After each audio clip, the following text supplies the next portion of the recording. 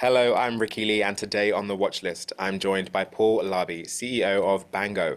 The company has just announced partnerships with Dish TV and Sling TV, further expanding its digital vending machine and payments business worldwide. Paul, welcome to the watch list. No, great to be here. So, Paul, Bango has two key growth drivers, the digital vending machine and payments. Can you walk us through the strategy for each and how do they fit together? Yeah, sure. So I think we have two very different businesses that, in terms of the market, in terms of the maturity of the market, in terms of the revenue model, and in terms of the growth profile, but they both share a sort of a common elements of technology in the middle, and many of the same customers around the outside.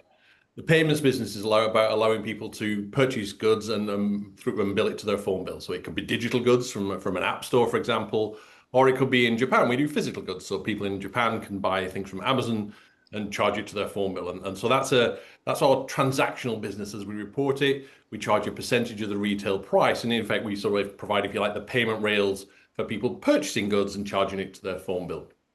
And that's a long-established Bango business that grows. The core business of that grows at sort of mid-single digits.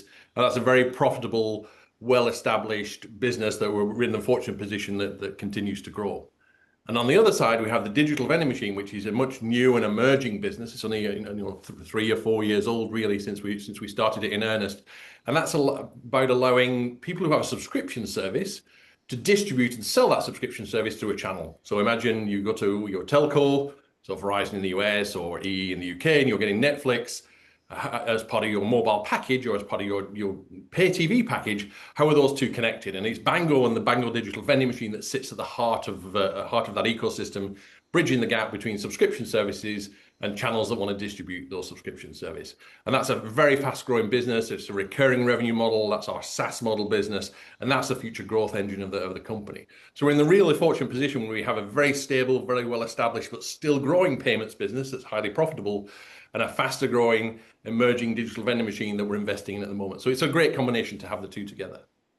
Amazing. So you mentioned the US there, and you've built a strong presence over in the US, and now have your first wins in Korea, Japan, and Africa. So how do you balance resources between mature markets and newer regions, and what challenges could slow that rollout?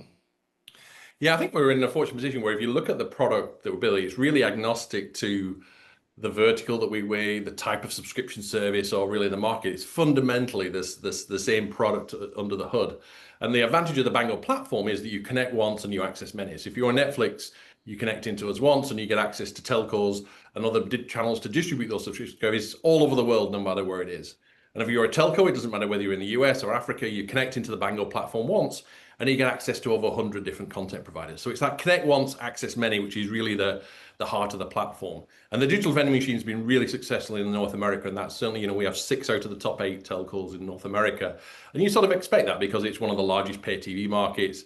It's the largest digital subscription market. So it makes sense that that's the market that's leading what we call the bundling of subscriptions, i.e. the distribution of these subscriptions through a channel. So that absolutely makes sense. The nice thing about that is then we can then replicate that success over the world because of the references that it provides, and also because of this connect once, access many. So it doesn't matter whether we're connecting Netflix in the US or in Latin America or in Japan, where we just did a deal with a telco, or in Korea, where we did our first ever contract, or in Africa with MTN in South Africa. It really doesn't matter. It's the same platform that connects them all together. Wow, amazing. So with your margins improving and efficiency savings coming through then, when do you see Bango reaching sustainable profitability and cash generation? Yeah, I mean, we've made huge progress over the past few years. For the people that know Bango, we did an acquisition back at the end of 2022, which basically created a sort of a swollen cost base that we've now finished executing the synergies on. So the business is in a dramatic different shape than it was a few years ago, and continues to improve. So in 2024, our EBITDA more than doubled versus the previous year. If you look at the first half of 25 so far, we saw again 60% growth on that increase in EBITDA from last year. So the EBITDA level, the business continues to grow, and that's driven by growth in those two top line businesses, as we spoke about earlier, but also some of the cost synergies and the efficiency actions that we've taken on over the past year.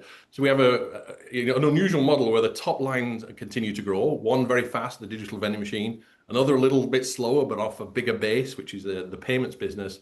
At the same time, our OpEx is coming down and our CapEx is going down.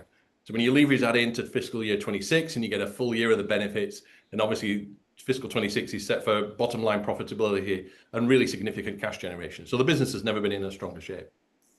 Wow, amazing. Congratulations. So, thank you so much for your time today, Paul Larbey. That's the CEO of Bango. And for more on the company's digital vending machine and payments growth strategy, visit bango.com. That's all for this episode of The Watch List. I'm Ricky Lee. Make good choices today.